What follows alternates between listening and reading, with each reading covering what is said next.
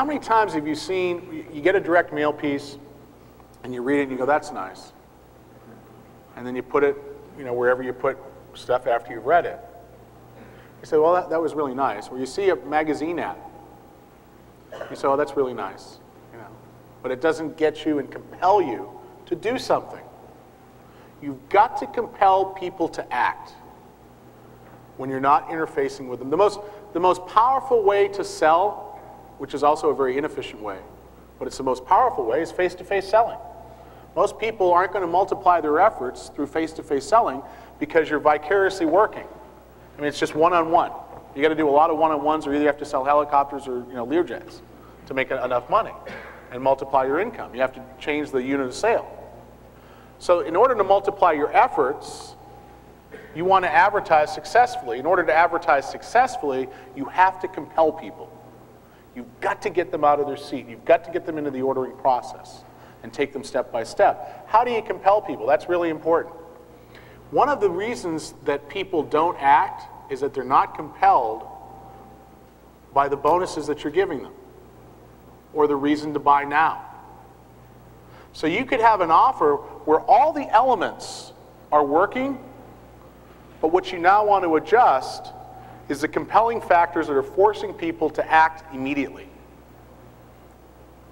And consider this, if you're curious as to how this works, the next time you watch TV, you turn on the radio, you pick up a magazine, read a newspaper, take all the ads and transcribe them, or take them out of the newspaper or magazine and set them aside on the ones where you said, I got to have this product. Ever seen an offer that's so good you can't refuse it? Even when you're really not in the market. I mean, it's so good you say, geez, you know, I'd be an idiot not to buy this. No, really. It's funny, but it's very, very true. I'm watching the other morning, and they have the Flying Lure infomercial on, and you know, a gazillion of these things have been sold.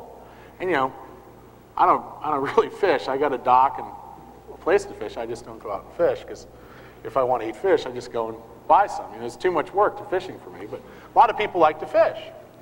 And it's like a $19.95 order price, and there must have been like 75 lures that you get for $19.95. I'm like, you can open a bait store with all this stuff, you know? I mean, you're in the retail business. I mean, you got this suitcase of stuff, and that's how they presented it. And so I'm sitting there, I don't fish, and I'm sitting there going, geez, that's a pretty good deal.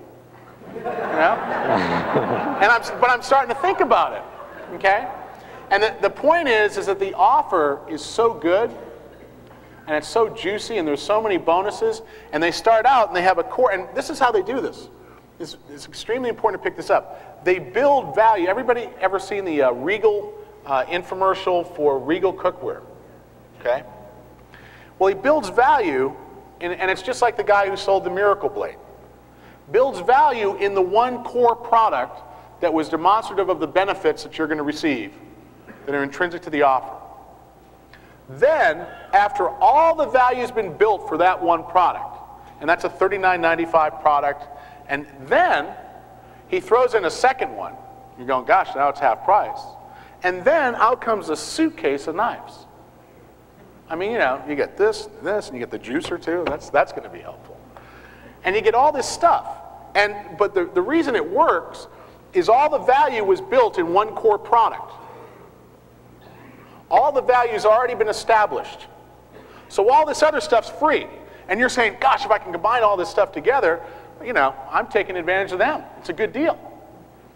And this is the point, and this is what comes back to creating an offer that is so lucrative to the potential purchaser that they can't say no. Because you've built value in the core product equivalent to what you're asking for, and even more if you're successful. And then all these other things, once you've established their value, rather than just telling them. You know, if you just tell people what the value of the bonus is without telling them benefit, it's vacuous. It's not going to help you.